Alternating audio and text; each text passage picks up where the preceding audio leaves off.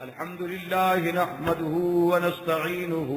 ونستغفره ونؤمن به ونتوكل عليه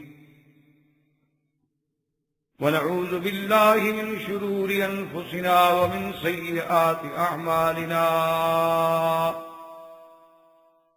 من يهده الله فلا مضل له ومن يضلله فلا هادي له ونشهد أن لا إله إلا الله وحده لا شريك له ونشهد أن سيدنا وقائدنا وحبيبنا وشفيعنا محمدا عبده ورسوله. برادران اسلام، واجب الاحترام بزرگوں، دوستوں، بھائیوں، عزیز نوجوانوں، الحمدللہ سیرت النبی علیہ الصلاۃ والتسلیم کے سلسلے کے بعد آج یہ دوسرا سلسلہ جس کا نام قصص الانبیاء علیہم الصلاۃ والتسلیم ہے، اسی کو آپ قصص القرآن بھی کہہ سکتے ہیں اور اسی کو آپ قصص الانبیاء علیہم الصلاۃ والسلام بھی کہہ سکتے ہیں۔ اللہ تبارک و تعالیٰ کی رحمت سے، اللہ کے فضل اور عنایت سے ہم آج اس کی ابتدا کر رہے ہیں، اور خداوند قدوس سے یہ دعا کرتے ہیں کہ اللہ تبارک و تعالیٰ ہمیں اخلاص کے ساتھ اپنے اس دین کی، قرآن پاک کی، سیرت انبیاء و رسل کی نشر و اشاعت کی توفیق عطا فرمائیں، اور اللہ تبارک و تعالیٰ اس کو ہمارے لیے ذریعہ نجات اخروی بنائے۔ تو سب سے پہلے تو آپ اس بات پر توجہ فرمائیں کہ اللہ نے قرآن مقدس میں جہاں مسائل مہمہ عقائد کا ذکر فرمایا ہے، وہیں پر اللہ تبارک و تعالیٰ نے قرآن میں انبیاء علیہم الصلاۃ والتسلیم کے قصص بھی بیان فرمائے۔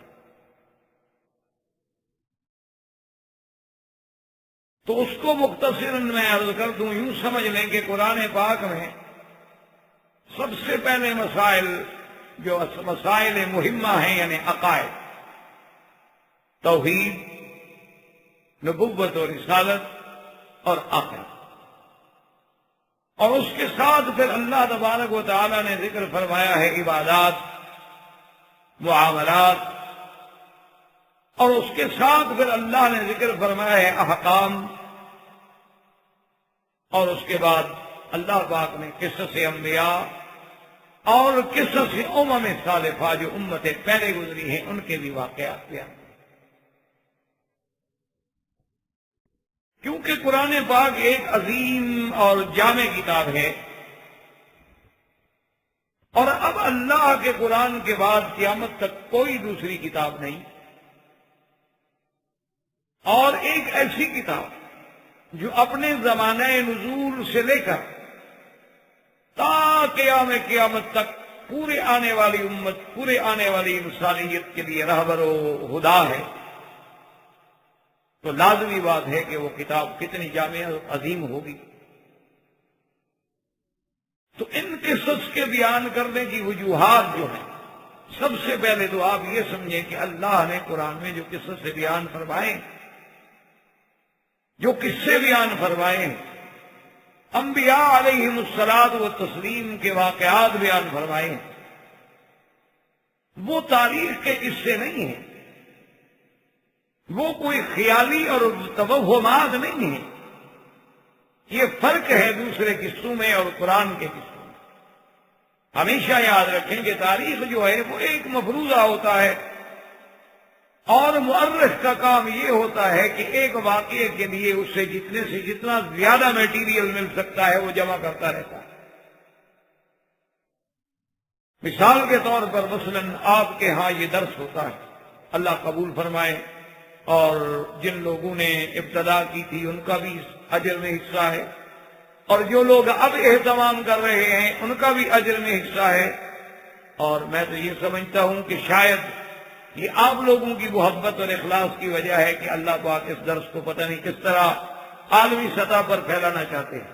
حالانکہ جو بات ہم نے ایک محدود مکان سے شروع کی تھی، ایک گھر سے ہم نے شروع کی، اس میں ساتھیوں کا خلوص اور محبت ہو۔ تو بہرحال بات یاد رکھیں کہ مؤرخ کا کام یہ ہوتا ہے کہ مثلا وہ آ کے ایک ایک آدمی سے ملے گا کہ جی یہ درس کب شروع ہوا، تو آپ نے بتا دیا۔ وہ ان سے پوچھے گا کہ جی یہ درس کب شروع ہوا، کہاں شروع ہوا، ابتدا کہاں سے ہوئی، یہ کچھ بتا دیں گے۔ ان سے پوچھے گا کہ جی یہ درس کہاں سے شروع ہوا، کب شروع ہوا، پہلے کون درس دیتے تھے، کن کن موازیات پر درس ہوتا ہے، وہ کچھ اور بتا دیں گے۔ وہ سب جمع کرتا ہے۔ اب بتانے والا تو اپنے اپنے تخیل، اپنے اپنے خیالات نقل کر رہا ہے۔ کسی نے ابتدا کرے گا، کوئی ابتدا سے جہاں ڈاکٹر بدر الہدا کے گھر سے ہم نے ابتدا کی، کوئی ابتدا بتائے گا مسجد سے، کوئی ابتدا بتائے گا سیرت النبی سے، کوئی ابتدا بتائے گا قصص الانبیاء سے، کوئی ابتدا بتائے گا جب سے اس نے درس میں آنا شروع کیا ہے، کیوں اس بیچارے کو اتنا علم ہے۔ لیکن جو قرآن کے قصے ہیں وہ تو بتانے والا خالق ہے، اور لانے والے جبریل ہیں، اور سنانے والے محمد الرسول اللہ صلی اللہ علیہ وسلم۔ یعنی نہ اللہ کے کلام میں شک ہے، نہ جبریل کی امانت میں شبہ ہے، اور نہ سرکار دو جہاں کی امانت و دیانت میں کوئی شک ہے۔ تو اس لیے یہ قصے جو ہیں ایک ایسے واقعے ہیں، ایسے حقائق ہیں کہ جن میں ایک ذرے کے برابر بھی کوئی بات غلط نہیں ہو۔ اسی لیے ہم کوشش یہ کریں گے کہ قصص الانبیاء میں بھی، ورنہ قصص الانبیاء جو ہے وہ بدایہ نہایہ میں بھی، قصص الانبیاء جو ہے اس کے ابن جریر نے بھی لکھا، قصص الانبیاء جو ہے اس کے ابن کثیر نے بھی لکھا، قصص الانبیاء جو ہے وہ آپ کے اردو میں بھی لکھی گئی، قصص الانبیاء جو ہے وہ فارسی میں بھی لکھی گئی، قصص الانبیاء جو ہے وہ سریانی و عبرانی میں بھی لکھی گئی۔ قصص الانبیاء کو آپ کو سینکڑوں کتابیں مل سکتی ہیں، لیکن ہماری محنت یہ ہوگی،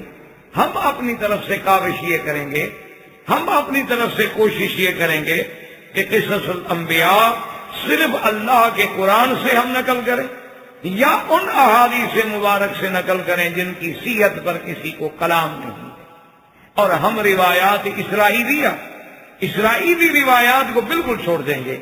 الا کہیں کہیں وہ روایت لیں گے جو اللہ کے قرآن سے اور فرمان محمد مصطفیٰ صلی اللہ علیہ وسلم سے متصادم نہیں ہو،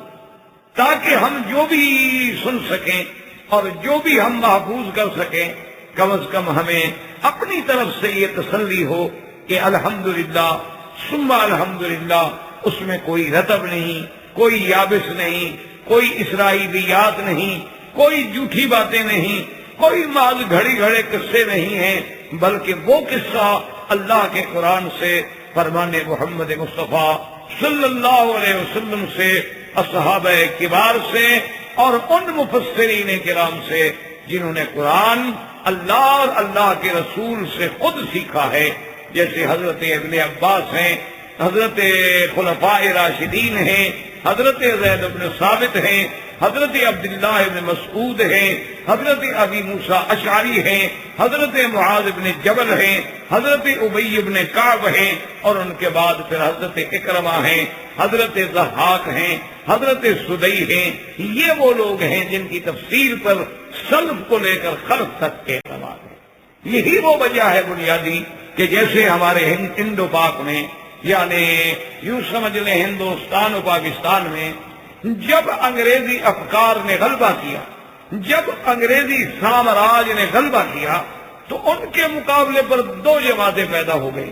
ایک جماعت جو تھی وہ جدید اور قدیم علوم کو ملا کر، اصل میں ان کی نیت بھی یہ تھی کہ وہ استعمار کا مقابلہ کریں، ان کی نیت بھی یہ تھی کہ وہ انگریزی افکار کا مقابلہ کریں، ان کی نیت بھی یہ تھی کہ وہ ان ساری چیزوں کا مقابلہ کر سکیں اور ان کو جواب دے سکیں۔ ان کی نیتیں بھی بالکل ٹھیک تھیں اور ان کی نیتیں بھی صحیح تھیں، لیکن دوسری وجہ یہ ہو گئی، اچھا ان میں یوں سمجھ لیں کہ سر سید احمد خان ہے، انہوں نے ابتدا کی، اسی طرح اور ان کے تمام لوگ ہیں، اور دوسری جماعت جو تھی وہ یہ تھی کہ بھئی ہم وہ لوگ پیدا کریں جن لوگوں نے صحیح معنی میں اللہ کے قرآن کی تفسیر جو ہے وہ اسلاف کے طرز پہ کی ہے، جیسے کہ حضرت شاہ ولی اللہ رحمت اللہ علیہ اور ان کا خانوادہ، ان کی اولاد اور ان کے بیٹے جو ہیں انہوں نے جو ابتدا کی ہے، اس سے دو تفسیریں سامنے۔ اب نتیجہ کیا نکلا کہ جو لوگ جدید کا شکار ہوئے، جیسے تفسیر تو قادیانی نے بھی لکھی، تفسیر جو ہے وہ سر سید نے بھی لکھی، تفسیر جو ہے وہ فیضی نے بھی لکھی ہے جو رافضی تھا، تفسیر جو ہے معین ڈپٹی نذیر نے بھی لکھی، تفسیر جو ہے بڑے بڑے لوگوں نے لکھی ہے اور مختلف لوگوں نے لکھی ہے، لیکن جو صحیح معنی میں اسلاف کا اسلوب تھا وہ صرف شاہ ولی اللہ رحمت اللہ علیہ اور ان کے خاندان اور ان کی اولادوں کو نصیب ہوا کہ انہوں نے تفسیر کا وہی انداز رکھا جو اللہ کے قرآن اور حدیث محمد مصطفیٰ صلی اللہ علیہ وآلہ آلہ وسلم کی روشنی میں مرتب کیا گیا۔ چونکہ ان کا سلسلہ جو ہے تفسیر کا وہ جڑے گا کہاں سے، چلتے چلتے سلسلہ جائے گا سیدنا عباس تک، صحابہ تک، خلفاء راشدین تک۔ تو بہرحال اس تمہید کا مقصد یہ تھا کہ ہم کوشش کریں گے کہ ہمارے تفسیر جو ہے وہ قرآن کے مطابق ہو اور حدیث صحیح کے مطابق ہو، اور اس میں کسی قسم کے اسرائیلیات یا اس میں کسی قسم کے خرافات یا اس میں کسی قسم کے ایسی جھوٹی واقعات شامل نہ ہو سکیں کہ جن کے لیے کل سننے والوں کو پریشانی کا باعث۔ تو اب سب سے پہلے یہ سمجھیں کہ اللہ نے جو قرآن میں قصے بیان فرمائے ہیں اس کی وجہ کیا، حالانکہ خود قرآن بیان کر رہا، قرآن مقدس نے خود فرمایا ہے کہ میرے مدنی صلی اللہ علیہ وسلم کہ نحن نقص علیک احسن القصص بما اوحینا الیک ھذا القرآن وَإِن كُنْتَ مِن قَبْلِهِ لَمِنَ الْغَافِلِينَ۔ اللہ کا قرآن خود کہہ رہا کہ اے میرے محبوب ہم نے یہ قصے آپ پر کیوں کیا؟ اس لیے کہ آپ کو ان قصص سے پہلے ان واقعات کا کوئی علم نہیں، ہم نے یہ واقعات آپ کو بتلائے، اور بتلانے کی وجہ کیا ہے؟ دوسری جگہ قرآن کہتا ہے قُلْ نَقُصُّ عَلَيْكَ مِنْ أَنْبَاءِ الرُّسُلِ مَا نُثَبِّتُ بِهِ فُؤَادَكَ۔ محمد مصطفیٰ صلی اللہ علیہ وسلم جو ہم نے اپنے رسولوں کے قصے، انبیاء کی عظیم خبریں آپ کو دی ہیں تاکہ آپ کو دلی تسکین حاصل ہو، آپ کو دل جمعی حاصل ہو، آپ کو پتہ چلے کہ پہلے پہلے انبیاء اور رسول جو ہیں وہ کتنے امتحانوں سے گزرے ہیں، ان نے قوم کے ساتھ کیا کیا مقابلے کیے ہیں، ان کو قوموں کے سامنے کن مشکلات کا سامنا کرنا پڑا ہے، اور پھر یہ قصے جو ہیں موعظہ ہوں، یہ قصے جو ہیں ذکرہ ہوں، یہ قصے جو ہیں آنے والے مومنین کے لیے باعث ہدایت ہوں اور باعث عبرت۔ اسی طرح اللہ تبارک و تعالی نے فرمایا کہ ہم نے یہ قصے کیوں بیان کیے ہیں۔ دوسری جگہ آیت میں آتا ہے کہ لعلہم یتفکرون، کہ پڑھنے والے، قرآن کو غور کرنے والے، قرآن پہ عمل کرنے والے ان میں سوچیں، ان میں غور کریں، ان میں تدبر۔ اور چوتھی بات یہ ہے، ایک بات یاد رکھیں کہ اگر اللہ کے قرآن میں انبیاء علیہ السلام کے واقعات نہ آتے، انبیاء علیہ السلام کے واقعات کا ذکر نہ ہوتا، تو ہمیں تو یہ سمجھ لیں کہ کوئی علم بھی نہ ہو، ہمیں تو کسی مسئلے کا پتہ بھی نہ چلتا۔ اور اللہ تبارک و تعالی نے اپنے نبی علیہ السلام کی صداقت، میرے مدنی صلی اللہ علیہ وسلم کی نبوت، میرے مدنی پاک کی رسالت کی تائید میں یہ قصے بیان فرمائے تاکہ ایک مکے میں رہنے والا نبی امی جو ایک ایسی سرزمین میں پیدا ہوا ہے جہاں مدرسہ نہیں ہے، جہاں وسائل نہیں ہیں، جہاں جدید معلومات کے ذرائع نہیں ہیں، پھر حضور صلی اللہ علیہ وسلم کے اسفار نہیں ہیں، حضور صلی اللہ علیہ وسلم کی باہر کے لوگوں سے ملاقاتیں نہیں ہیں، لیکن وہ آدم علیہ السلام کی خبر دیتے ہیں، وہ نوح علیہ السلام کی خبر دیتے ہیں، وہ ادریس علیہ السلام کی خبر دیتے ہیں، وہ موسیٰ علیہ السلام کی خبر دیتے ہیں، وہ عیسیٰ علیہ السلام کی خبر دیتے ہیں، ان کی قوموں کے واقعات بتلاتے ہیں، اور جو بتلاتے ہیں ان میں ایک حرف بھی غلط نہیں۔ تو جب پوری قوم کے سامنے یہ باتیں آئیں گی تو یہی قصے جو ہیں دراصل صداقت محمد مصطفیٰ صلی اللہ علیہ وسلم کا بھی سب سے بڑا ذریعہ بنیں گے، سب سے بڑی شہادت، سب سے بڑی دلالت کہ دیکھیں گی کہ حضور صلی اللہ علیہ وسلم کو آخر فرعون کے بارے میں کیا پتا، حضور صلی اللہ علیہ وسلم کو موسیٰ علیہ السلام کے زمانے کا کیا پتا، حضور صلی اللہ علیہ وسلم کو موسیٰ علیہ السلام کے زمانے میں ساحروں کا کیا پتا، حضور صلی اللہ علیہ وسلم کو ابراہیم علیہ السلام کا اپنے باپ کے ساتھ مناظرہ ہوا تو کیا پتا، قوم کے ساتھ مناظرہ ہوا تو کیا علم، بادشاہ کے ساتھ مناظرہ ہوا تو کیا پتا، حضرت موسیٰ علیہ السلام کے ساتھ حواریین نے کیا کیا، عیسیٰ علیہ السلام کے ساتھ یہود نے کیا کیا، ان کی والدہ کو ولادت کے بعد کیا کیا مراحل پیش آئے۔ تو یہ باتیں جب اللہ کا نبی مکے میں بیٹھ کے بتلائے، مدینے میں بیٹھ کے بتلائے، اور وہ حقیقت تحقیق کرے اور اس میں ایک بال کے برابر بھی غلطی نہ ہو، تو یقینی بات ہے کہ وہ کہے گا صدق رسول اللہ صلی اللہ علیہ وسلم کہ حضور پاک نے بالکل سچ کہا، کہ جو بات حضور بتلا رہے ہیں بھئی حضور پاک کو کیسے پتہ چلا، تو لازمی بات ہے کہ ان کو اللہ نے بتایا۔ اور تیسری بات یہ ہے کہ قرآن سمجھنے کے لیے بھی قصص انبیاء میں ایک ہمیں بڑی مدد ملے کہ جب ہم آدم علیہ السلام کے قصے کو پڑھیں، جب ہم نوح علیہ السلام کے قصے کو پڑھیں گے، جب ہم انبیاء علیہ السلام کے واقعات کو پڑھیں گے تو ہمیں پتہ چلے گا کہ یہ آیتیں کس کے متعلق ہیں۔ یہ آیات مبارک جو ہیں آسمانوں کے بارے میں، یہ آیات مبارک جو ہیں زمینوں کے بارے میں، یہ آیات مبارک قوم عاد کے بارے میں، یہ آیات جو ہیں قوم سمود کے بارے میں، یہ آیات جو ہیں حضرت صالح علیہ السلام کے بارے میں، یہ آیات جو ہیں حضرت یعقوب و یوسف علیہ السلام کے بارے میں ہیں، تو اللہ کے قرآن کو سمجھنے میں بھی ہمیں مدد ہے۔ تو اس لیے ان قصص انبیاء کی ایک عظیم اہمیت ہے، ان کی ایک عظیم مکانہ ہے، ان کا ایک عظیم مرتبہ ہے، لیکن شرط یہ ہے کہ ہم ان قرآن کے واقعات کو، قرآن میں قصص انبیاء کو علیہم الصلاۃ والتسلیم کو بالکل صحیح معنی میں دل کے ساتھ، عقل کے ساتھ، انصاف کے ساتھ سننے اور سمجھنے کی کوشش کریں۔ اب جناب سب سے پہلے قصہ جو ہے وہ سیدنا آدم علیہ السلام، کیونکہ ابتداء انسانیت جو ہے، تخلیق انسانیت جو ہے، اس کی ابتدا آدم علیہ السلام، لیکن اس سے پہلے تھوڑا سا ایک منظر، سیدنا آدم علیہ السلام سے پہلے تھوڑا سا ایک منظر آپ دیکھ لیں کہ جب آدم علیہ السلام بھی پیدا نہیں ہوئے، جب یہ کائنات بھی پیدا نہیں ہوئی، جب یہ دنیا بھی پیدا نہیں ہوئی، تو اس کے بارے میں صحیح حدیثیں ہیں، مسلم شریف میں حدیث ہے، اسی طرح سیاہ میں حدیث ہے، اسی طرح مسانید میں احادیثیں ہیں، اسی طرح سنن میں احادیث ہیں کہ حضور صلی اللہ علیہ وسلم سے سرکار دو عالم حبیب کبریا سیدنا محمد مصطفیٰ صلی اللہ علیہ وعلا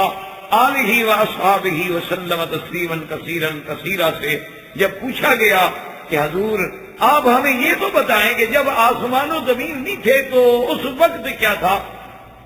تو حضور صلی اللہ علیہ وسلم نے فرمایا کہ یاد رکھو جب کچھ نہیں تھا تو اللہ کی ذات، کیونکہ اللہ کی ذات جو ہے وہ هو الاول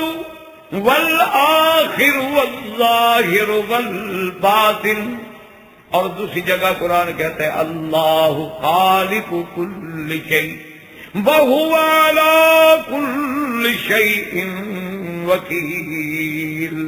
اللہ ہر چیز کے پیدا کرنے والے ہیں۔ تو جب کچھ نہیں تھا اس وقت بھی خدا، اور جب پھر ساری کائنات فنا ہو جائے گی اس وقت بھی کس کی ذات ہوگی؟ صرف اللہ تبارک و تعالیٰ کی ذات ہوگی کہ کل من علیہا فان ویبقى وجہ ربک ذی الجلال والاکرام۔ اسی طرح فرماتے ہیں کل شیء ہالک الا وجہہ، ہر چیز قابل ہلاک ہے مگر اللہ تبارک و تعالیٰ کی ذات۔ تو سب سے پہلے بھی اللہ کی ذات سب سے آخر میں بھی اللہ کی ذات. تو اس لیے حضور نے فرمایا کہ اللہ تبارک و تعالیٰ سب سے پہلے تو اللہ. اب سوال پوچھا گیا کہ حضور تو اللہ کی ذات کہاں تھی؟ حضور نے فرمایا کان فی عمائن. صحابہ نے پوچھا این کان ربنا، ہمارے رب کہاں تھے؟ حضور نے فرمایا کان فی عما، بالکل ایسی سمجھ لیں کہ جیسے بالکل ایک ہوا ہے، کوئی چیز واضح نہیں ہو سکتی، وہاں میرے پروردگار عالم کی ذات اس وقت بھی موجود. اور اس کے بعد انہوں نے پوچھا کہ یا رسول اللہ صلی اللہ علیہ وسلم تو سب سے پہلے پھر اللہ نے کیا پیدا فرمایا؟ حضور صلی اللہ علیہ وسلم نے فرمایا کہ سب سے پہلے جب اللہ کی ذات تھی، ابھی آسمان و زمین بھی نہیں تھے، تو عرش جو تھا میرے اللہ کا، کان عرشہ علی الماء، اللہ کا عرش جو ہے وہ پانی. تو اللہ تبارک و تعالیٰ نے عرش پیدا فرمایا اور عرش آپ کا جو ہے پانی. اس کے بعد پھر اللہ تبارک و تعالیٰ نے یہ ساری کائنات، آسمان و زمین، یہ مخلوقات کی پیدائش فرمائی، جس کو قرآن مقدس نے ذکر فرمایا ہے هُوَ الَّذِي خَلَقَ السَّمَاوَاتِ وَالْأَرْضَ فِي سِتَّةِ أَيَّامٍ. اللہ پاک نے آسمان اور زمین اور یہ ساری مخلوق جو ہے 6 دنوں میں پیدا. اب اس کی بھی تفصیل احادیث مبارک میں موجود ہے کہ اللہ تبارک و تعالیٰ نے خلق التربۃ یوم السبت، کہ مٹی جو ہے اس کو تو پیدا فرمایا ہفتے والے دن، اور جبال جو ہیں ان کو پیدا فرمایا یعنی اتوار کے دن احد میں، اور اس کے بعد جو ہے جبال کے بعد اللہ تبارک و تعالیٰ نے اثنین جو ہے اس کے اندر اشجار پیدا فرمایا. اور مکروہ جو ہے یعنی ہر وہ چیزیں جو مکروہ ہیں، مثلا سانپ ہے، موذی ہے، ایذا دینے والی چیزیں ہیں، تکلیف دینے والی چیزیں ہیں، ان کو پیدا فرمایا یوم الثلاثاء میں. اور نور کو پیدا فرمایا یوم الاربعاء یعنی بدھ کے دن میں. اور باقی جتنے جانور پھیلائے اللہ نے، جتنے قسم کے جانور ہیں وہ سب کے سب پیدا فرمائے یوم الخمیس میں. اور خلق آدم یوم الجمعۃ، اور اللہ تبارک و تعالیٰ نے آدم علیہ السلام کو پیدا فرمایا جمعہ کے دن. اسی لیے احادیث میں آتا ہے کہ یہ جمعہ کا دن اتنا مبارک ہے کہ اللہ نے آدم کو پیدا بھی اسی میں فرمایا اور جمعہ کے دن جنت میں داخل فرمایا. اور خدا کی شان ہے اتارا بھی جمعہ کے دن میں گیا ہے اور قیامت بھی جمعہ کے دن میں قائم ہوگی. تو جمعہ کا دن جو ہے مسلمانوں کے لیے عید للمؤمنین ایک بہت بڑا مبارک وقت ہے. اور اسی طرح حضور پاک نے یہ بھی ارشاد فرمایا کہ فیہا ساعۃ مستجابۃ، کہ جمعہ کے دن میں ایک گھڑی ہے جو اللہ کے ہاں ساعہ مستجابہ ہے، کہ آدمی کو اگر وہ گھڑی میسر آ جائے اور وہ نصیب ہو جائے تو خدا کی قدرت ہے، جو بھی مانگے گا. شرط یہ ہے کہ خلاف شریعت نہ ہو، خلاف احکام اسلام نہ ہو، خلاف عقل نہ ہو، تو اللہ اس کی اس دعا کو منظور فرما لیتے ہیں، اللہ تبارک و تعالیٰ اس کو قبول فرما لیتے ہیں. تو اس لیے اللہ تبارک، اب یہ بھی حدیث میں آتا ہے کہ جمعہ کے دن میں بھی بعد العصر یعنی عصر کے بعد مغرب تک، اس دوران میں اللہ نے آدم علیہ السلام کو پیدا فرمایا. تو یوں سمجھ لیں کہ انسانوں کا سب سے پہلا باپ، لیکن باعتبار تخلیق کے سب سے آخری مخلوق، یعنی ساری مخلوق پہلے پیدا ہو گئی، آسمان ہو گئے، زمینیں ہو گئی، تربت پیدا ہو گئی، جبال ہو گئے، اشجار ہو گئے، انعام ہو گئے، حیوانات ہو گئے، مکروہ پیدا ہو گیا، نور پیدا ہو گیا. تو آخر الخلق کون بنے؟ آدم علیہ السلام، کہ سب سے آخر میں اللہ تبارک و تعالیٰ نے آدم علیہ السلام کو پیدا فرمایا. اچھا خدا کی قدرت دیکھیں کہ آخری مخلوق جو دنیا میں آباد رہے گی وہ بھی تو انسان ہے، ورنہ جتنی مخلوقات پہلے آئیں وہ تو ختم ہو گئے. اب آخری مخلوق جن پہ قیامت ہوگا، قیامت جب قائم ہوگی تو انسان ہی ہوں گے، انسانوں پہ ہی قیامت قائم ہوگی. تو آخر الخلق جو ہے وہ بھی سیدنا آدم علیہ السلام. اور اسی طرح یہ بات بھی صحیح روایات اور احادیث میں ثابت ہے، یہ سمجھ لیں کہ اللہ تبارک و تعالیٰ نے آدم علیہ السلام سے پہلے یعنی آپ کے پیدا کرنے سے پہلے 2000 سال تقریباً، ایک بات دماغ میں رکھ لیجئے، یہ جہاں جہاں آئے گا نا 2000 سال یا کہیں آئے گا 1000 سال، یہ ہمارے سمجھانے کے لیے ہے کہ ورنہ اگر آسمان و زمین ہی نہ ہو، نظام شمس و قمر ہی نہ ہو تو وہاں تو دنوں کا تو کوئی حساب ہو نہیں سکتا. لیکن اللہ تبارک و تعالیٰ ہمیں سمجھانے کے لیے کہ اگر یہ آپ کا جو نظام اس وقت اللہ چلا رہے ہیں یہ نظام سامنے ہوتا تو گویا 2000 سال، تو 2000 سال قبل آدم علیہ السلام سے پہلے اللہ نے جنوں کو پیدا کیا۔ اور یہ بھی یاد رکھ لیں کہ جنات جو ہیں وہ پیدا ہوئے ہیں کس سے؟ آگ سے۔ جنوں کو اللہ نے پیدا کیا ہے آگ سے۔ وَالْجَانَّ خَلَقْنَاهُ مِن قَبْلُ مِن نَّارٍ، اللہ نے فرمایا کہ انسان کو ہم نے پیدا کیا مٹی سے، لیکن جن کو پیدا کیا آگ سے۔ اب جب اللہ نے جنات کو پیدا کیا تو ان کو زمین میں بھیجا۔ زمین میں جب ان کو بھیجا کہ بھی جا کے زمین میں آبادی کریں، لیکن جن تو جن ہیں۔ اچھا ایک بات یہ بھی یاد رکھیں کہ جن کو جن کیوں کہتے ہیں ہم، اور انسان کو بشر کیوں کہتے ہیں ہم؟ جن کا معنی ہوتا ہے وہ چیز جو چھپی ہوئی، یعنی ایک ایسی چیز جو چھپی گئی ہو، اس کو کہتے ہیں جن، کیونکہ جن جو ہے وہ چھپا ہوا ہے، ہمیں نظر نہیں آتا ہے۔ اور بشر کا معنی ہوتا ہے کہ جس کی چیز کھلی ہوئی ہو، واضح ہو، کہ بالکل چہرہ دیکھ کے سارے خطوط سے بھی آپ کو پتہ چل جائے گا کہ یہ آدمی بڑا خوش بیٹھا ہے، اور اس کو بڑا فکر ہے، اور یہ اداس بیٹھا ہے، اور یہ پریشان بیٹھا ہے۔ تو اس لیے بشر جو ہے یعنی ہر وہ چیز بالکل سامنے ہو، کھلی ہوئی چیز۔ اسی لیے کہتے ہیں نا جی کہ خوشخبری کو کیا کہتے ہیں؟ بشارت۔ جی مجھے بشارت ملی ہے، اچھا جی فلاں کو خوشخبری دے دو، بشر الذین آمنوا، ایمان والوں کو خوشخبری دے دو۔ تو خوشخبری کو خوشخبری کیوں کہتے ہیں؟ کہ جب اچھی خبر ملے تو آدمی کا چہرہ کھل جاتا ہے، آدمی کے چہرے پر اس کے اثرات مرتب ہو جاتے ہیں، تو اس لیے اس پر لفظ بشارت کا اطلاق ہوتا ہے۔ تو جنات جو تھے یہ آگ سے پیدا کیے تھے۔ اچھا اور یہ کوئی اتنی بڑی عقل والی قوم نہیں، عقل تو ہے ان میں، عقل نہ ہوتی تو اللہ ان کو مکلف نہ بناتے، یعنی ان پر شریعت لاگو نہ کرتے، کیونکہ جو چیزیں غیر عاقل ہیں، حیوان ہے اس پہ کوئی شریعت نہیں، بکری ہے اس پہ کوئی شریعت نہیں، کیونکہ ان میں وہ عقل والی کیفیت نہیں ہوتی۔ اللہ نے شعور تو دیا ہے سب کو، لیکن جنات کو عقل تو دی ہے، لیکن اتنا کم ہے کہ ان کا جو سب سے سمجھدار ترین جن ہو نا، ہمارے 10 سال کے بچے کے برابر عقل رکھتا ہے، یعنی جو سب سے سمجھدار، جو اچھا خاصا ان کا یعنی معقول آدمی ہو، تو وہ ہمارے بچے کے برابر عقل رکھتا ہے۔ تو اب جنات جب زمین میں آئے، افسدوا فی الارض وسفکوا الدماء، ان نے ایک دوسرے کو قتل کیا، فساد برپا کر دیا۔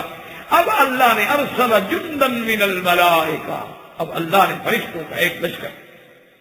کیونکہ فرشتے جو ہیں جن بڑی طاقت رکھتے ہیں، جنوں کے پاس بڑی قوت ہے، لیکن اللہ نے جو فرشتوں کو طاقت دی ہے اس کا کوئی مقابلہ نہیں کر سکتا۔ یعنی آپ فرشتے کی طاقت کا اسی سے اندازہ لگائیں کہ قوم لوط کی ساری بستیاں جو ہے حضرت جبریل علیہ السلام ایک پر پہ اٹھا کر آسمان تک لے گئے اور الٹ دی،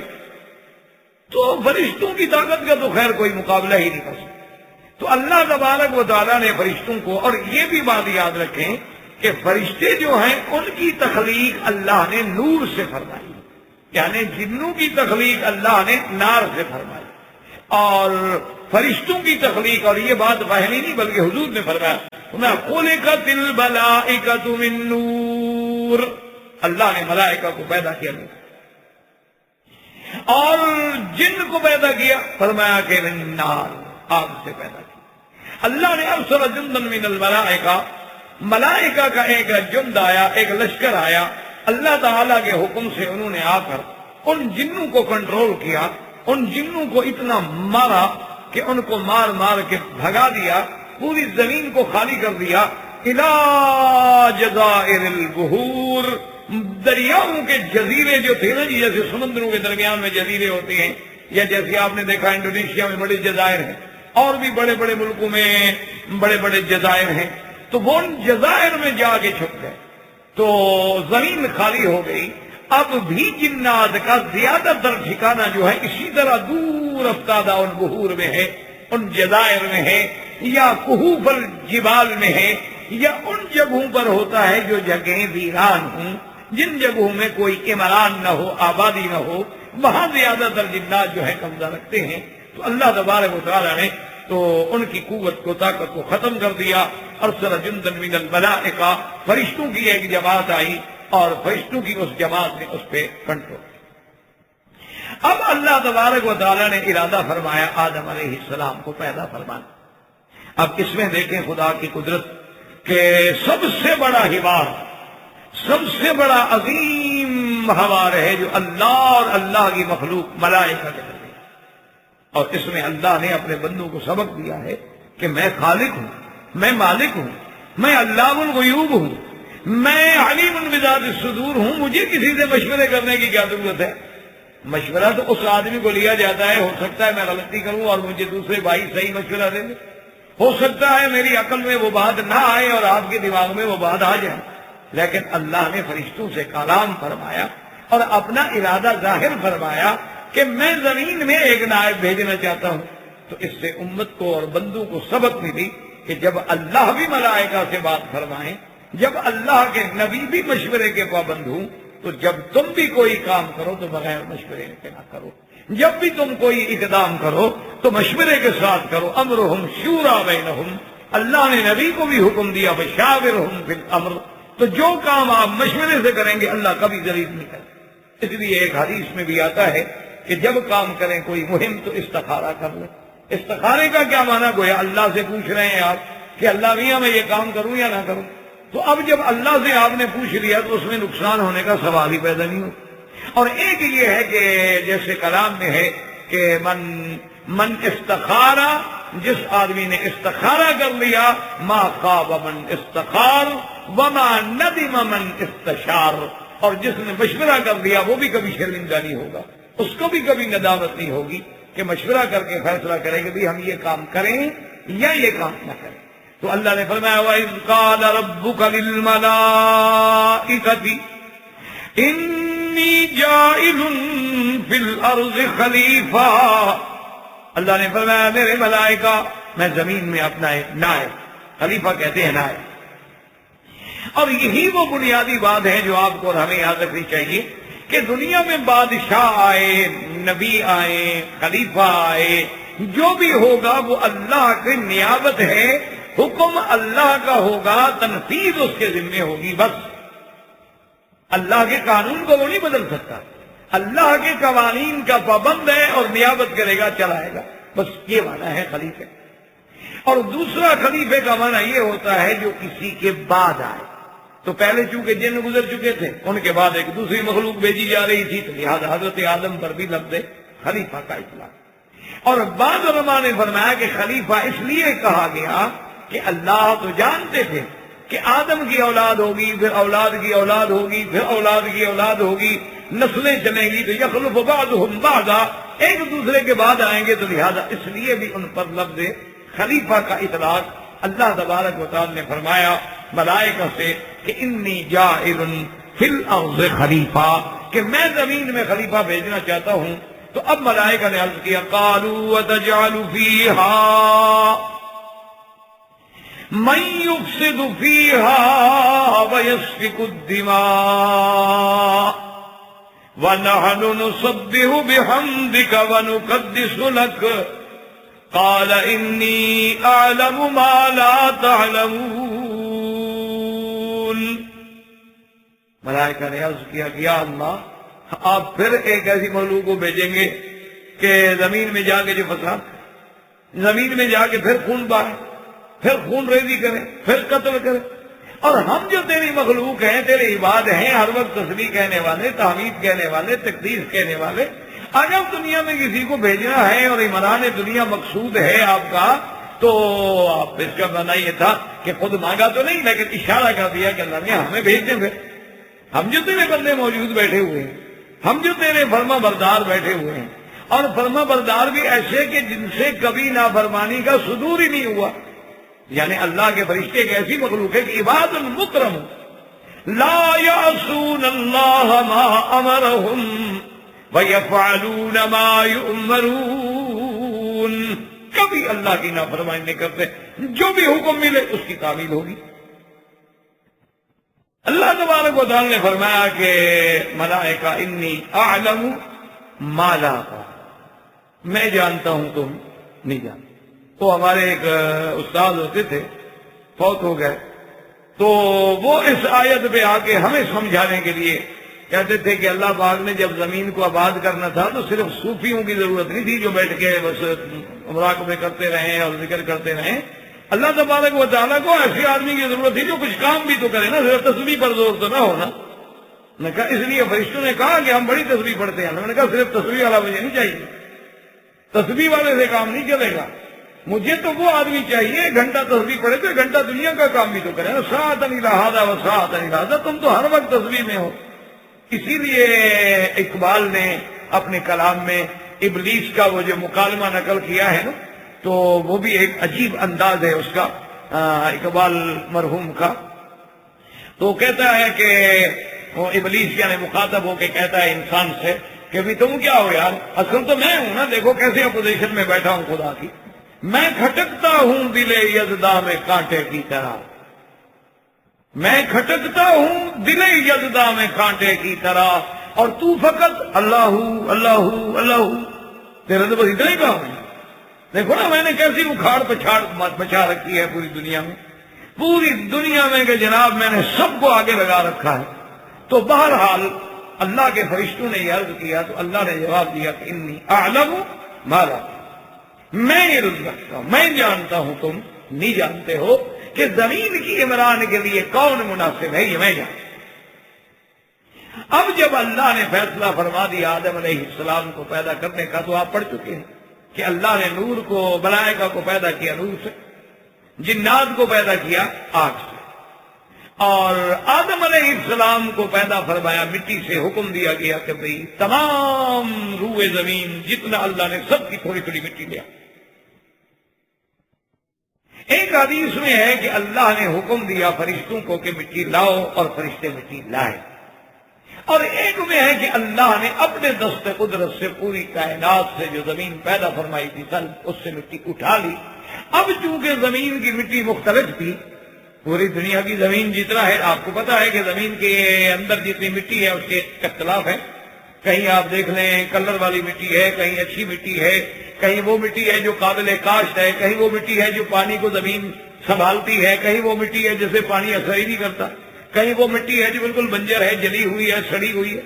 تو مٹی کے تو قسمیں. اچھا کہیں آپ دیکھیں آپ کو سفید مٹی نظر آئے گی, کہیں آپ دیکھیں بالکل جلی ہوئی رات کی شکل میں, کہیں سرخ. یہی وجہ ہے کہ آگے اولاد آدم کی بھی پھر اشکال پیدا ہوئی کہ اللہ تبارک و تعالیٰ نے جتنا اس مادے میں, جتنا اس بنیاد میں اثرات تھے, وہ آگے جا کر بھی تو ظاہر ہونے تھے نا. اگر آپ مثلا سفید سیمنٹ سے کوئی چیز بنائیں گے تو سفید ہوگی, کالی سیمنٹ سے بنائیں گے تو کالی ہوگی. اگر آپ سفید اور کالی کو مکس کر دیں تو اور رنگ نکل آئے گا. تو اس لیے اللہ نے آدم علیہ السلام کو جب پیدا کیا تو مٹی سے, جس کے بارے میں قرآن پاک نے وضاحت کی ہے کہ ان مثل عیسیٰ عند اللہ کمثل آدم خلقہ من تراب ثم قال له کن فیکون. اللہ نے آدم علیہ السلام کو پیدا کیا. اچھا یہیں پر ایک بات یاد رکھ لیں تاکہ انشاءاللہ ثم انشاءاللہ آسانی ہو, کہ کسی جگہ تو قرآن کہتے ہیں کہ خلقہ من تراب, اور کہیں قرآن کہتا ہے کہ اللہ نے آدم کو پیدا کیا من طین. جیسے کہ قرآن میں دوسری جگہ ہے کہ جب اللہ نے کہا فرمایا ابلیس سے کہ تو نے سجدہ کیوں نہیں کیا, تو نے کہا انا خیر منہ خلقتنی من نار وخلقتہ من طین. تو بات ہے کہ اللہ نے تین سے پیدا کیا. اچھا اسی طرح ایک جگہ قرآن کہتے ہیں من طین لازب, کہ اللہ نے ایسی مٹی سے آدم کو پیدا کیا جو چمٹنے والی ہے. لازب کا معنی ہے ایک دوسرے کو چمکنا. آپ دیکھتے ہیں نا کہ کوئی یہ ربڑ ہو ایک دوسرے سے پکڑ لیتا ہے, جس میں لسکا جس کو آپ کہتے ہیں, اتنا ضروری الحمدللہ آپ جانتے ہیں. تو جس میں ذرا چمٹنے والی چیز وہ لازب. اچھا ایک جگہ قرآن کہتا ہے کہ ہم نے پیدا کیا من صلصال من حمإ مسنون, اور ایک جگہ قرآن کہتا ہے صلصال کالفخار. تو اب دیکھیں قرآن میں ایک جگہ آ گیا تراب, ایک جگہ آیا تین, ایک جگہ آیا تین لازم, ایک جگہ آیا صلصال کالفخار, اور ایک جگہ آیا من حمإ مسنون. تو اب یہ 5 مقامات ہیں جن پر اللہ تبارک و تعالیٰ نے ذکر فرمایا کہ ہم نے آدم علیہ السلام کو پیدا کیا۔ اب جو لوگ اللہ معاف فرمائے جو اعداء اسلام ہیں، یعنی جو دشمنان دین ہیں، جو منکرین قرآن ہیں، جو صہائنہ یہود کے مستشرقین ہیں یا نصارہ کے مستشرقین ہیں، یا آپ کے وسطی ہندوؤں کے یعنی پڑھے لکھے لوگ ہیں، وہ انہی چیزوں کو ہماری جید جدید کے سامنے رکھتے ہیں کہ دیکھو جی اگر یہ اللہ کا کلام ہے اور اللہ کے بارے میں آپ کہتے ہیں کہ وہ علیم بذات الصدور ہیں، سب علم رکھنے والے ہیں، تو کبھی کہتے ہیں مٹی سے پیدا کیا، کبھی کہتے ہیں تین سے پیدا کیا، کبھی کہتے ہیں تین لازم سے پیدا کیا، کبھی کہتے ہیں سلسال سے پیدا کیا، کبھی کہتے ہیں ہم نے ہمائے مسنون سے پیدا کیا۔ یہ کیا بات؟ تو حالانکہ اصل بات یہ ہے کہ یہ تعارض نہیں ہے، نہ یہ تناقض ہے، بلکہ اللہ نے آدم علیہ السلام کی پیدائش کے جو مرحلے ہیں نا ان کا ذکر کرا۔ جیسے اب انسان ہے، اللہ نے انسان کو کس سے پیدا کیا؟ نطفے سے، سیدھی سی بات۔ لیکن فرماتے ہیں ثم خلقنا النطفة علقة فخلقنا العلقة مضغة فخلقنا المضغة عظاما فكسونا العظام لحما ثم انشأناه خلقا آخر فتبارك الله أحسن الخالقين۔ اور اللہ فرماتے ہیں کہیں من ماء مہین، اور کہیں فرماتے ہیں فَلْيَنظُرِ الْإِنسَانُ مِمَّا خُلِقَ مِن مَّاءٍ دَافِقٍ يَخْرُجُ مِن بَيْنِ الصُّلْبِ وَالتَّرَائِبِ۔ اللہ تبارک و تعالی کہیں کسی مقام پہ فرمایا کہ ہم نے پیدا کیا ماء دافق سے، کہیں فرمایا من نطفت، اور کہیں فرمایا من ماء مہین، ایک حقیر پانی سے۔ اور پھر پیدا کرنے کے بعد اصل وجہ کیا ہے؟ یہ سارے مراحل ہیں۔ وہ نطفہ بھی ہے، وہ باپ کی پشت سے ٹپکنے والا، ماں کے سینے سے گرنے والا، وہ رحم مادر میں قرار پکڑنے والا، وہ حقیر پانی بھی ہے۔ اس کو پھر علقہ بنا، پھر مضغہ بنا، پھر فکسونا العظام لحما۔ تو اس کے جتنے ادوار ہیں اس کو اللہ تبارک و تعالی نے ذکر فرمایا ہے۔ ابھی آپ نے دیکھا ہوگا یا سنا ہوگا کسی امریکن اسٹیٹ میں ایک بہت بڑے ڈاکٹر تھے، گائنی کے عورتوں کے جو آپ کے یعنی امراض نساء اور ولادہ کے جو ڈاکٹر ہوتے ہیں، یعنی بہت بڑا ٹاپ کے لوگوں میں تھا، جو دنیا میں چند ایک شمار ہوتے ہیں، ان لوگوں میں تھا وہ۔ تو اس نے جب قرآن پاک کی یہ آیات پڑھی تو وہ اسلام، اس نے کہا کہ اللہ کے نبی کو یہ سارے مراحل کس نے بتائے کہ حضور صلی اللہ علیہ وسلم فرما رہے ہیں کہ ایسے بچہ پیدا ہوتا ہے اور فلاں جگہ سے باپ کا پانی گرتا ہے اور فلاں جگہ سے ماں کا پانی گرتا ہے، اور فی ظلمات ثلاث، وہ تین اندھیروں میں جا کے پھر قرار پکڑتا ہے، اور قرار مکین الی قدر معلوم وقت مقرر تک وہ قرار میں ہوتا ہے، پھر وہ علقہ بنتا ہے، پھر وہ مضغہ بنتا ہے۔ یہ سارے مراحل جو ہیں اللہ کے نبی آمنہ کے لال سرزمین مکہ میں بیٹھے ہوئے بتا رہے ہیں، جہاں کوئی ذریعہ نہیں معلومات کا۔ تو اس نے کہا اس سے معلوم ہوتا ہے کہ انہ نبی، کہ وہ اللہ کا سچا نبی ہے۔ اس لیے اس نے کہا اشہد ان لا الہ الا اللہ واشہد ان محمد رسول اللہ، کہ بھئی یہ چیزیں جن کے بارے میں ہمارا علم اب پہنچ رہا ہے، اب ہمارے علوم ترقی کر کے پہنچے ہیں کہ ماں کا رحم کیا ہے، بچہ کیسے ہوتا ہے، اس میں کیسے تغیر آتا ہے، کیسے تبدل آتا ہے، اب الٹرا ساؤنڈ، اب جہاز ہمیں کچھ نہ کچھ بتاتے ہیں۔ لیکن حضور کے زمانے میں تو ساری چیزیں نہیں، لیکن حضور ساری خبر دے رہے ہیں، ساری تفصیل بتا رہے ہیں، تو یہ کس نے بتائی؟ اس لیے ہمیشہ یاد رکھیں کہ آدم علیہ السلام کے بارے میں بھی کوئی تنازع نہیں، کوئی تضاد نہیں، کوئی تباین نہیں، کوئی اختلاف نہیں۔ ایک بات کو ہمیشہ یاد رکھیں، اس لیے کہ پہلے مٹی تھی، اب جب مٹی میں پانی ڈالا گیا تو تین بن گئی، لما بلا بالماء التراب بلت بالماء، صارت تین بن گئے۔ اب مدى علیہا وقتاً، کچھ دیر گزری، تین لازم بن گئی۔ اب جناب اس میں وہ چکناہٹ آ گئی۔ ویسے بھی آپ دیکھ رہے مٹی کو آپ بھگو کے رکھ دیں، آپ دیکھیں گے تو آہستہ آہستہ اس کے اندر تغیر آئے گا۔ جب خالص مٹی ہو نا جی، اچھی قسم کی مٹی، وہ تو ماشاءاللہ اس میں اتنی مضبوطی آ جاتی ہے، لیکن جب برتن بناتے ہیں کمار ہمارے تو وہ مٹی ڈھونڈتے ہیں بیچارے کہ کون سی مٹی ہوگی۔ اچھا، پھر مٹی کی بھی شان ہے۔ پہلے دور میں جب یہاں ایئر کنڈیشن اور یہ ہمارے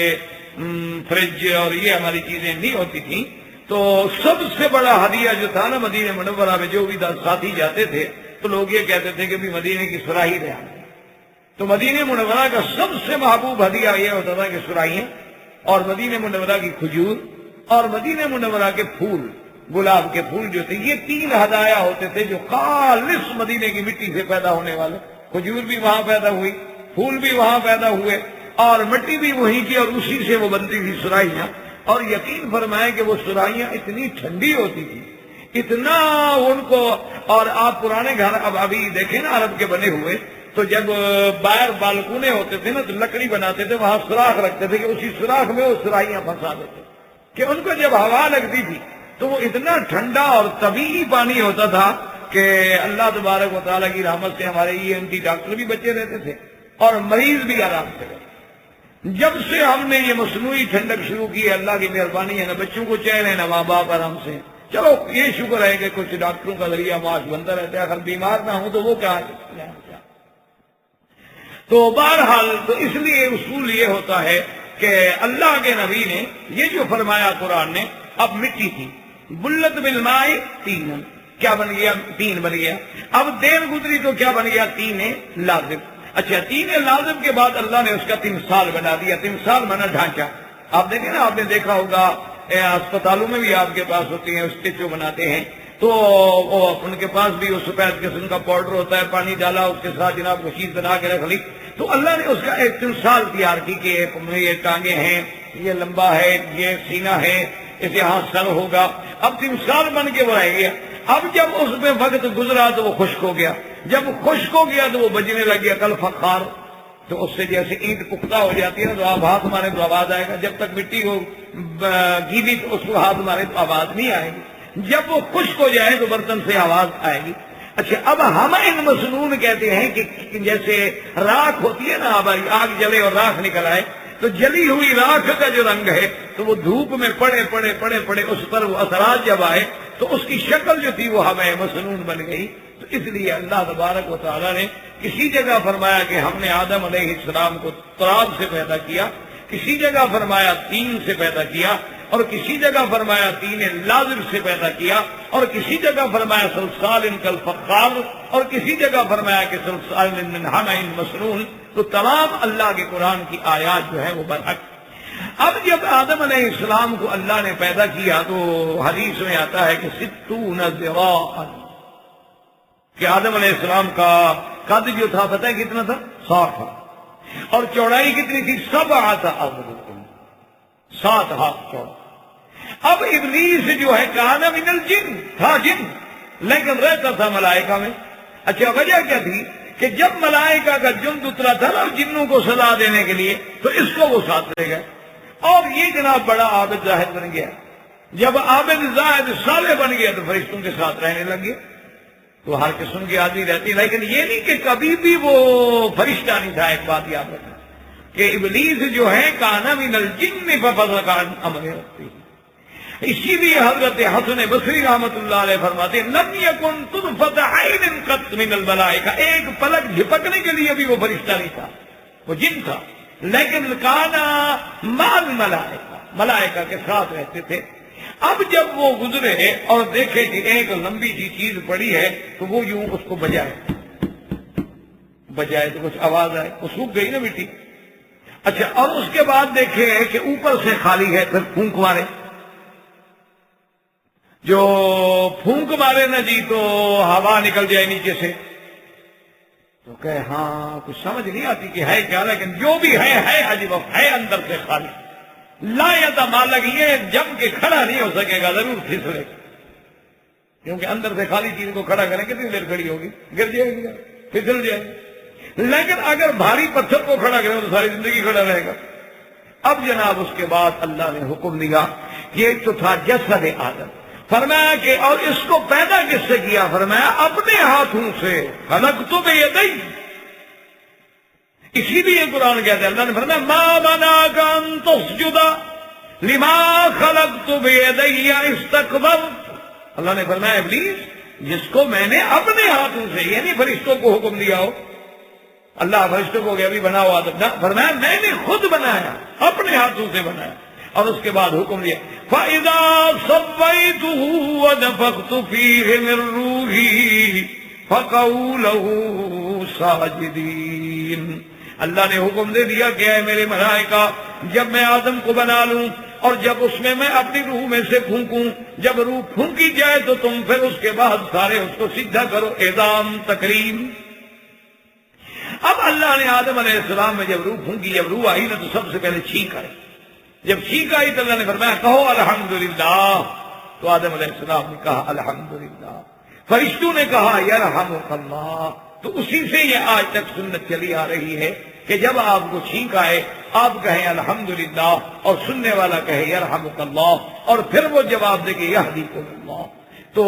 آدم علیہ السلام، اور اسی طرح آیا کہ جب آدم علیہ السلام کی روح یہاں تک پہنچی، یعنی آپ کے نصف بدن تک، اور جناب جنت کی بڑی بڑی عجیب منظر نظر آئے تو آدم علیہ السلام اٹھنے لگے۔ اب اٹھیں کیسے؟ نیچے تو روح ہے نہیں نا، پھر گر گئے۔ اللہ نے فرمایا خلق الانسان من اجل، بھی انسان ہے بڑا جلد باز، انسان بڑا جلد باز ہے، صبر نہیں ہے انسان میں۔ ذرا سی چیز دیکھے بس کہتے ہیں آج ہی سب کچھ مجھے مل جائے، آج ہی حاصل ہو جائے سارا قصہ کا۔ انسان کے بس میں ہو نا، وہ کہے میں پیدا بھی آج ہوں اور اسی آج ہی جوان ہو جاؤں، آج ہی پڑھ جاؤں، آج ہی ڈگری مل جائے، آج ہی نوکری مل جائے، اور آج ہی سارے پیسے لوگوں کے اٹھا کے میری جیب پہ آ جائے۔ انسان عجول ہے، خلق الانسان من اجل۔ تو وجہ کیا تھی کہ آدم میں جب اجرت آئی تو اولاد میں بھی تو اجرت آئے گی۔ اب جب اللہ نے آدم علیہ السلام کو پیدا فرمایا، حکم دیا ملائکہ کو، فسجد الملائکۃ کلہم اجمعون الا ابلیس، سب ملائکہ نے سجدہ کیا، سب نے سجدہ کیا مگر ابلیس نے سجدہ کیا۔ اسی لیے علماء نے لکھا ہے کہ اول ذنب اذنب فی السماء الحسد، کہ سب سے پہلا گناہ جو ہے آسمانوں میں کیا گیا وہ حسد ہے، اور کہ ابلیس کو حسد ہے۔ اب اللہ کے فرشتے بھی سوچنے لگے، انہوں نے کہا کہ سجدہ تو خیر ہم کر دیتے ہیں، اللہ کا حکم ہے، لیکن لن یخلق اللہ خلقا اعلم منا واکرم منا، اللہ کوئی ایسی مخلوق نہیں بنائیں گے جو ہم سے زیادہ عزت والی ہو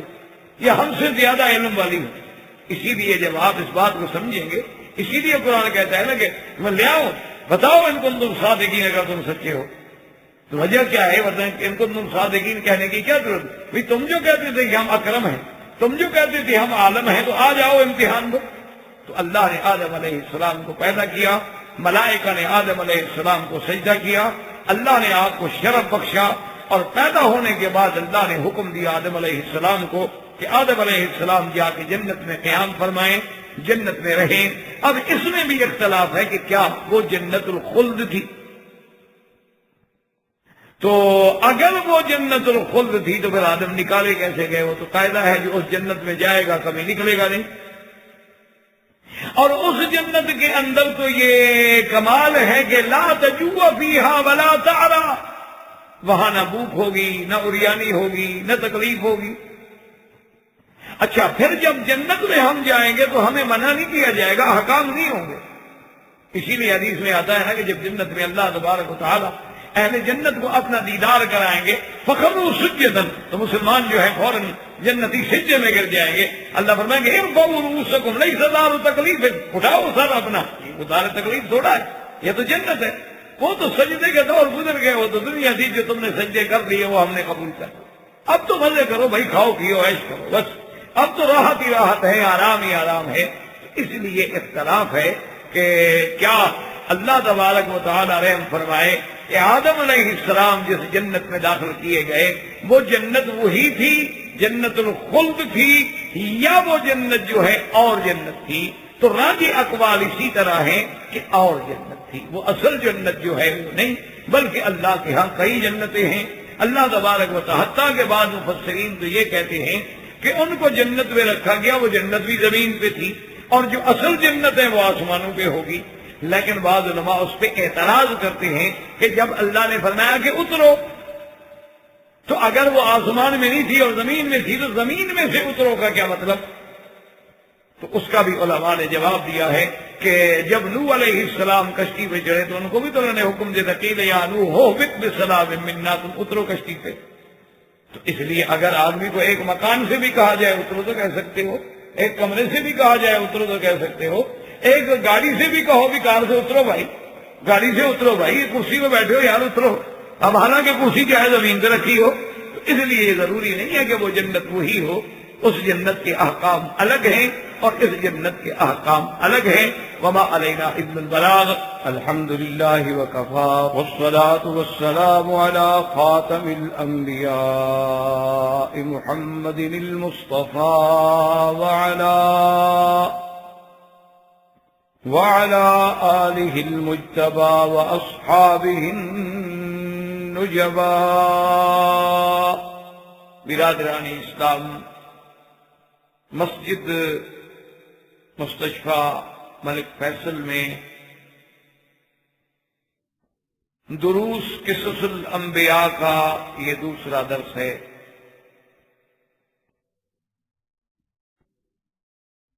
اور قصص الانبیاء میں کیونکہ سب سے پہلے نبی،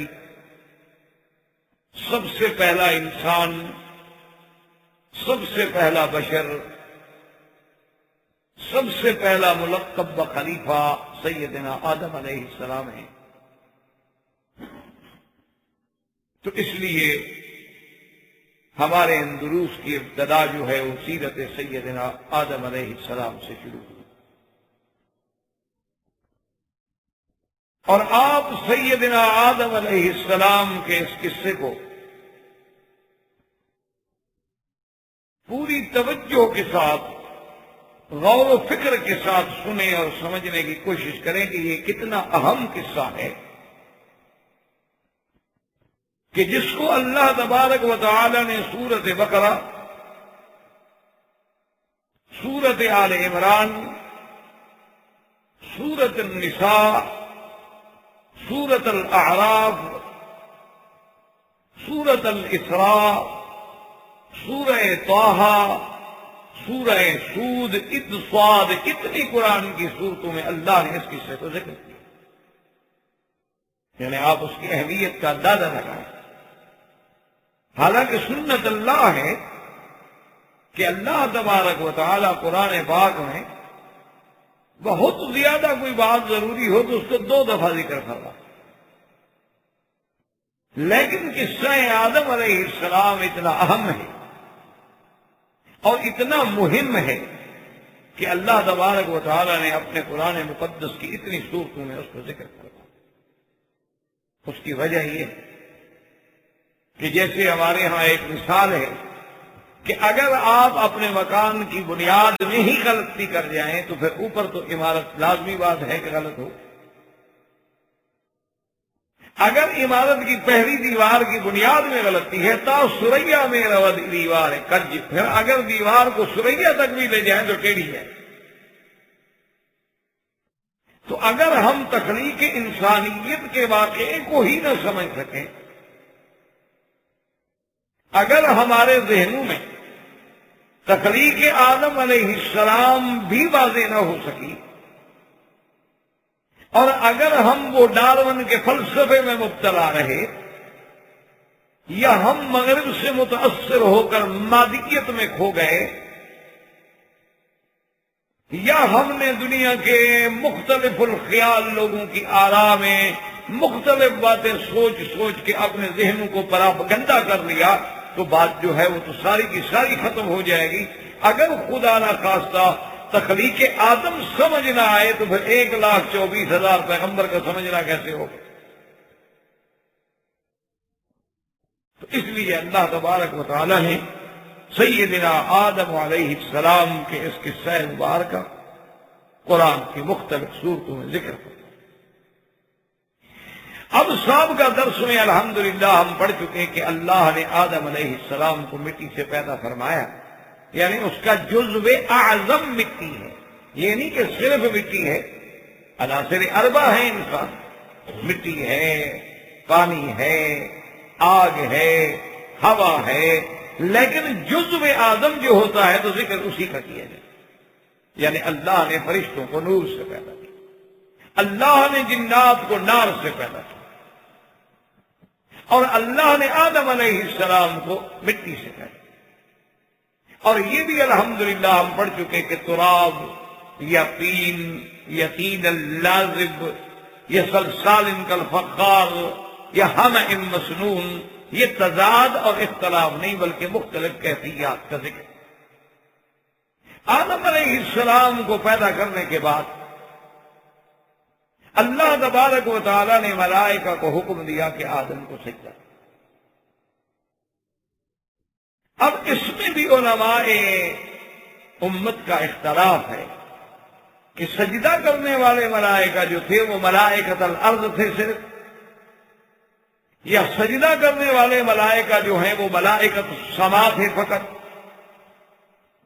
یا سجدہ کرنے والے ملائکہ جو ہیں وہ تمام ملائکہ تھے۔ ملائکہ تو اللہ کے اتنے ہیں جن کا کوئی علم نہیں جانتا۔ وَمَا يَعْلَمُ جُنُودَ رَبِّكَ إِلَّا هُوَ، اللہ کے فرشتوں کا عدد کوئی۔ ایک دن حدیث میں آتا ہے کہ حضور نے رفع بصرہ إِلَى السَّمَاءِ، آسمانوں کی طرف آپ نے نظر اٹھائی، آپ نے فرمایا اَتَّتِ السَّمَاءُ وَحُكَّ لَهَا أَنْتَ إِتَّ، آسمان میں چرچراہٹ کی آواز آ رہی ہے اور آپ نے فرمایا آنی چاہیے۔ ما من موضع قدر اصبعین فی السماء الا وملک واضع جبهته يسبح ويقدس،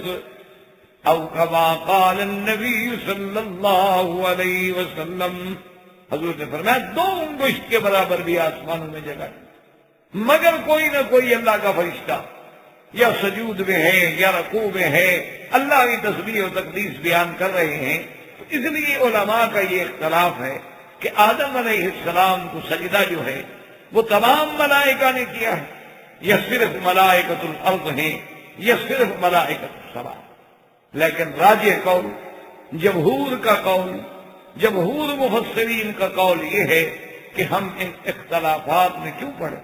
جب اللہ کا قرآن واضح کہتا ہے کہ فَسَجَدَ الْمَلَائِكَةُ كُلُّهُمْ أَجْمَعُونَ، اللہ کہتے سب،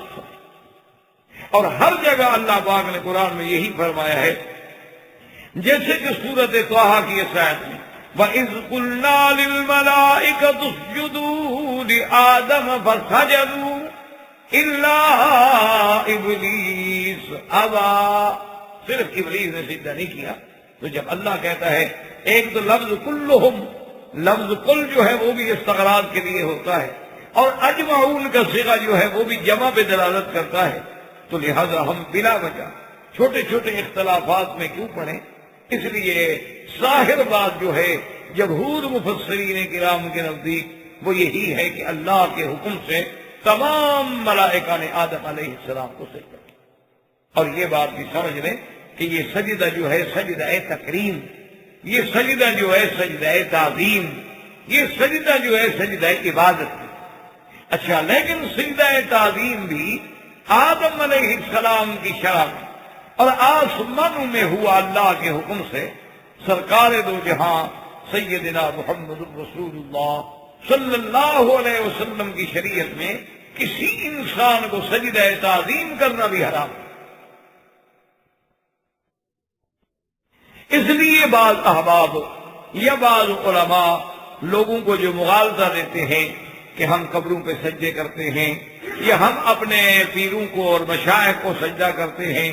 یا ہم اپنے بزرگوں کے پیروں پہ کرتے ہیں، یا ہم اپنے والدین کے پاؤں میں جھکتے ہیں، تو یہ تعظیم مقصود ہے، عبادت نہیں ہے، تو یہ بھی غلط ہے۔ ہمارے آقا کی شریعت میں تو سجدہ تعظیم بھی حرام ہے، اس لیے کہ حضور صلی اللہ علیہ وسلم نے،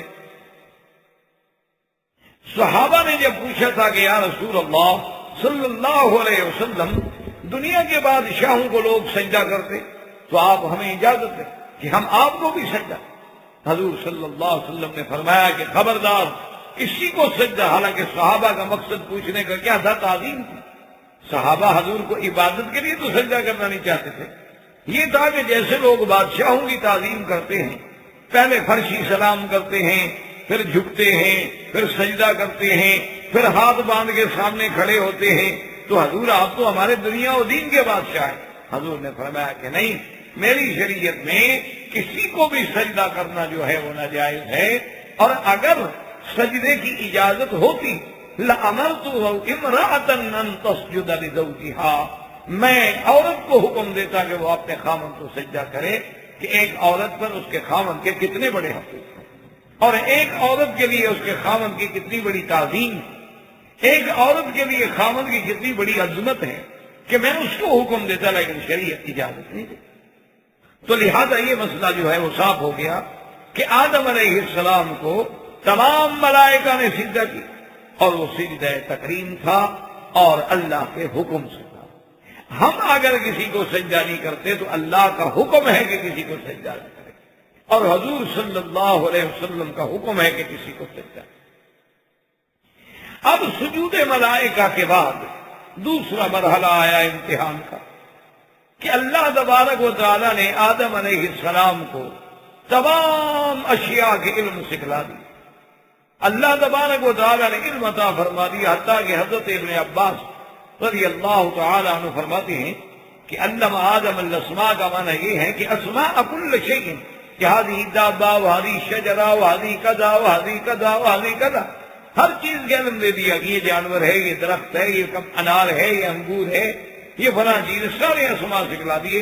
بنیادی طور پر ان چیزوں کے نام سکھلا دیے، بتلا دیے. اور اس کے بعد پھر اللہ نے امتحان و اختبار شروع فرمایا اور اللہ نے فرمایا کہ اب ایسا کرتے ہیں کہ ملائکہ کا امتحان ہو جائے. وَعَلَّمَ آدَمَ الْأَسْمَاءَ كُلَّهَا ثُمَّ عَرَضَهُمْ عَلَى الْمَلَائِكَةِ فقال أنبئوني بأسماء هؤلاء إن كنتم صادقين قالوا سبحانك لا علم لنا إلا ما علمتنا إنك أنت العليم الحكيم. اب اللہ تبارک و تعالی نے آدم علیہ السلام کو تو تمام اسماء کا علم عطا فرما دیا اور ملائکہ کو پیش کیا. جب یہ چیزیں ہیں ساری چیزیں سامنے کر دی اور اللہ نے حکم فرمایا کہ ملائکہ انبئون، مجھے بتلاؤ کہ ان چیزوں کا نام کیا ہے. اب اور ساتھ یہ بھی فرمایا کہ ان کنتم صادقین، اگر تم سچے. تو ان کنتم صادقین کا معنی یہ ہے، علماء نے لکھا ہے کہ جب آدم علیہ السلام کو اللہ نے پیدا کرنے کا فیصلہ فرما دیا اور ملائکہ کو بتلا دیا کہ انی جاعل فی الارض خلیفہ، تو ملائکہ آپس میں کہنے لگے اور بعض علماء نے فرمایا کچھ نے تو کہا اور بعض کے دل میں یہ بات آئی، زبان پہ نہیں آئی کہ لن یخلق اللہ خلقا اکرم منا واعلم منا، اللہ کوئی ایسی مخلوق پیدا نہیں کریں گے جو ہم سے زیادہ عزت والی، یہ ہم سے زیادہ علم والی. کیونکہ وہ تجربہ کر چکے تھے کہ اللہ نے پہلے مخلوق پیدا فرمائی جنوں کی، لیکن جنات نے زمین میں فساد پھیلایا تو پھر اللہ نے ہمیں بھیجا ان کے سیدھا کرنے کے لیے، ان کو کنٹرول کرنے کے لیے. تو اس کا مطلب ہے کہ ہم عالم ہیں،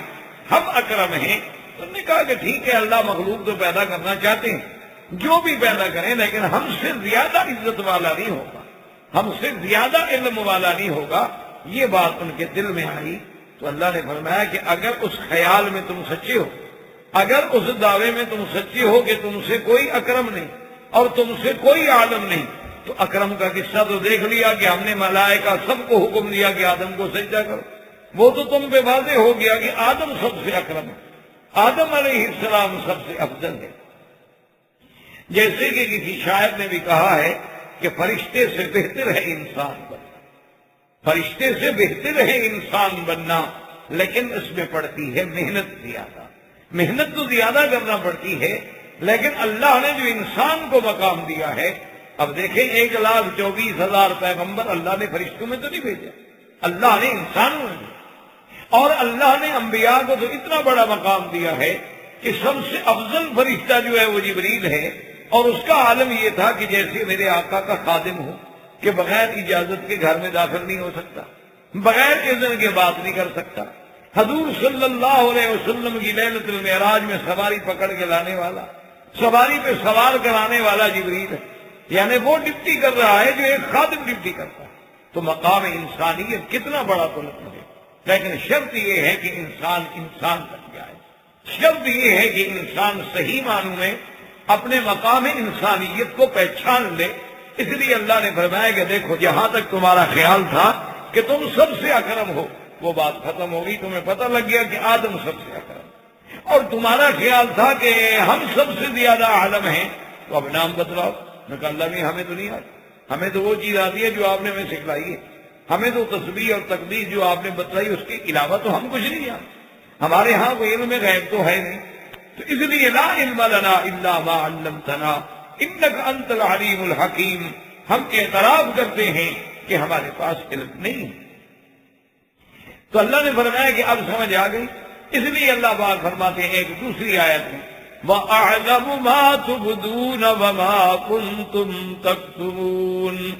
اللہ نے فرمایا کہ آسمانوں اور زمینوں میں جو کچھ ہے میں جانتا ہوں، وَأَعْلَمُ مَا تُبْدُونَ وَمَا كُنْتُمْ تَكْتُمُونَ، اور میں وہ بھی جانتا ہوں جو تم ظاہر کرتے ہو یا دل میں چھپاتے ہو۔ وہ جو تم نے دل میں بات چھپائی تھی نا کہ ہم سے کوئی اکرم نہیں آئے گا، ہم سے کوئی عالم نہیں آئے گا، میں جانتا ہوں۔ تو آج پتہ لگ گیا نا کہ اکرم و عالم جو ہے وہ آدم ہے، وہ تم نہیں۔ تو آدم علیہ السلام جب اس امتحان میں سرخرو ہو گئے، جب اس امتحان میں کامیاب ہو گئے، اسی لیے میں نے عرض بھی کیا تھا کہ اس لیے بڑے بڑے علماء میں اختلاف ہے کہ اللہ نے انسان کو جو اتنی بڑی فضیلت دی ہے کیوں دی؟ تو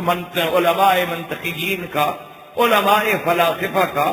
علماء کلام کا اور علماء اسلام کا اس پہ بڑے بڑے مباحث ہیں، اور اس پہ بڑے بڑے علوم اور کتابیں لکھی ہیں انہوں نے۔ لیکن یاد رکھیں کہ سب سے راجح قول یہ ہے، بعض کہتے ہیں کہ انسان اس لیے افضل ہے کہ اللہ نے اس کو عقل دی، بعض کہتے ہیں کہ انسان اس لیے افضل ہے کہ اللہ نے اس کو نطق دیا، کہ اور کوئی جاندار جو ہے وہ زبان سے اپنی چیز کا، اپنی خواہش کا، اپنی تمنا کا اظہار نہیں کر سکتا۔ یہ انسان ہے کہ وہ اظہار کرتا ہے باقاعدہ کہ مجھے مسجد میں جانا ہے، مجھے درس میں جانا ہے، مجھے کھانا کھانا ہے، مجھے سفر کرنا ہے۔ اظہار یہ قوت اس لیے افضل ہے۔ لیکن علماء اسلام کہتے ہیں کہ بھی اگر اظہار ہی فضیلت ہے تو پھر ہدہد نے بھی تو اظہار کیا، اگر اظہار ہی فضیلت ہے تو حضرت سلیمان علیہ السلام کے سامنے چیونٹی نے بھی تو بات کی۔ اللہ تبارک و تعالیٰ نے اگر عقل کی بات ہے تو اللہ نے عقل تو ہر جاندار کو دیا ہے۔ یعنی آپ دیکھیں ایک مرغی ہے، اس کے چھوٹے چھوٹے سے بچے ہوتے ہیں، جیسے کپاس کے چھوٹے سے گولے، چھوٹے سے بالکل 1 دن کے یا 2 دن کے، لیکن وہ بلی کو بھاگتا دیکھیں تو ماں کے پروں کے نیچے چھپتے ہیں۔ تو آخر یہ عقل اس کو کس نے دیا؟ اگر اس کو یہ عقل نہ ہو تو وہ کسی اور جگہ جائیں، تو عقل تو اللہ نے مرغی کے ان چیزوں کو بھی دیا۔ اللہ تبارک و تعالیٰ نے، اب آپ دیکھیں مثال کے طور پر گائے بندی ہوں، بکریاں بندی ہوں، ان سب کی پھل ہوں، اولادیں ہوں، بچے ہوں، بچڑے ہوں، تو جب ان کو چھوڑیں گے تو ہر بچہ اپنی ماں کا جا کے دودھ پیتا، وہ کسی دوسرے کو جا کے نہیں چھیڑتا۔ اگر غلطی سے کوئی دوسرا چلا جائے تو اس کو وہ گائے بھی دودھ نہیں پلاتی کہ یہ میرا بچہ نہیں۔ تو یہ کس کو؟ اتنا عقل تو آخر اللہ تبارک و تعالیٰ نے سب کو دیا۔ اب آپ دیکھ لیں بلی ہے، آپ دیکھ لیں کتا ہے، اتنا عقل تو ان کو بھی دیا گیا ہے کہ آپ ان کو کرتون میں بند کر کے دوسرے محلے میں چھوڑ آئیں، آپ کے گھر پہنچ جائے گی واپس۔ تو آخر راستہ ڈھونڈنا، ایک محلے سے دوسرے محلے میں پھر واپس آ جانا۔ حتیٰ کہ کتاب الحیوانات کے جو علماء ہیں وہ لکھتے ہیں کہ کتا کتنا خفیف جانور ہے، لیکن اگر بابلہ بھی ہو جائے، پاگل بھی ہو جائے، یعنی وہ مرد ہو جائے، دماغ اس کا چل جائے، پھر بھی اپنے مالک کو کبھی نہیں کاٹتا، اپنے مالک پہ حملہ نہیں کرتا، پاگل ہونے کے باوجود بھی۔ تو اتنی عقل تو اس کو بھی۔ اسی طرح آپ دیکھ لیں گھوڑا ہے، اللہ نے اس کو بھی عقل دی ہے کہ آپ جنگلوں میں ہیں، آپ صحراؤں میں ہیں، آپ راستہ بھول گئے ہیں، آپ لگام ڈھیلی کر کے چھوڑ دیں اللہ پہ، اور اس کے بعد گھوڑا خود بخود ڈھونڈتے ڈھونڈتے آپ کو کسی رستے پہ پہنچا دے۔ اگر مالک گر جائے تو ساتھ کھڑا رہے گا، یا اس کی مدد کے لیے جو امکانی کام ہو سکتا ہے وہ سر انجام دے گا۔ تو عقل تو اللہ نے حیوانوں کو بھی دیا، اللہ نے ہر کسی کو تھوڑا دیا، کسی کو زیادہ دیا۔ تو اس لیے علماء فرماتے ہیں کہ اصل فضیلت جو ہے وہ قرآن سے ثابت ہے کہ وَعَلَّمَ آدَمَ الْأَسْمَاءَ كُلَّهَا، اللہ نے آدم کو علم دیا، اور جب علم کا مقابلہ ہوا فرشتوں سے پوچھا کہ ہم کو یوں نہیں بتلاؤ، اب انہوں نے کہا کہ نہیں جناب ہم تو کچھ سبحانک لا علم لنا، تو انہوں نے نفی کی کہ ہمیں علم نہیں ہے، الا ما علمتنا انک انت العلیم الحکیم۔ قال یا آدم انبئهم باسمائهم فلما انبأهم باسمائهم قال الم اقل لكم انی اعلم غیب السماوات والارض واعلم ما تبدون وما کنتم تکتمون. تو اس لیے علماء اسلام کا یہ فیصلہ ہے کہ اللہ نے انسان کو جو فضیلت دی ہے وہ فضیلت علم کی وجہ سے، وہ فضیلت تعلیم کی وجہ سے، وہ فضیلت تعلم کی وجہ سے. یہ شرف اللہ نے صرف انسان کو بخشا ہے کہ انسان خود بھی علم حاصل کرتا ہے، اور انسان اللہ تبارک و تعالیٰ نے اس کو آگے بھی توفیق دی ہے کہ پھر وہ دوسروں کو بھی تعلیم دیتا ہے، اپنے علم کو منتقل بھی کرتا ہے، اور یہ علم کا سلسلہ جو ہے پھر پھیلتا چلا جاتا ہے پوری دنیا میں. اس لیے جو شرف ملا ہے آدم کو، جو شرف ملا انسان کو، وہ علم کی وجہ سے. اب اس شرف کے بعد اللہ تبارک و تعالیٰ نے حکم فرمایا آدم علیہ السلام کو، جیسا کہ ہم پہلے بھی پڑھ چکے ہیں، اور اس آیت مبارکہ میں جو سورت طٰہٰ میں آیات ہیں، اللہ نے فرمایا وَيَا آدَمُ اسْكُنْ أَنْتَ وَزَوْجُكَ الْجَنَّةَ، تم اور تمہاری بیوی. تو اس سے پیدا یہ ہوا کہ آدم علیہ السلام کو جنت میں داخل کرنے کا حکم ملا. اور بعض علماء فرماتے ہیں کہ آدم سے حوا پیدا کرنے کے بعد دونوں کو حکم دیا. اور اکثر علماء کا راجح قول یہ ہے کہ اللہ نے آدم کو جنت میں رکھا تھا، تو اللہ نے پھر بی بی حوا کو جو پیدا کیا ہے تو وہ آدم علیہ السلام کی ذل ایسر سے پیدا کیا. یعنی آدم علیہ السلام سوئے ہوئے تھے، اور جب اٹھے ہیں تو ساتھ ایک عورت بیٹھی. آپ نے پوچھا کہ کون؟ دوسرے کہا کہ حوا. کیوں ہو تمہیں؟ انہوں نے کہا اللہ نے مجھے اس لیے پیدا کیا ہے کہ تاکہ تم سکون پاؤ. اسلام زندہ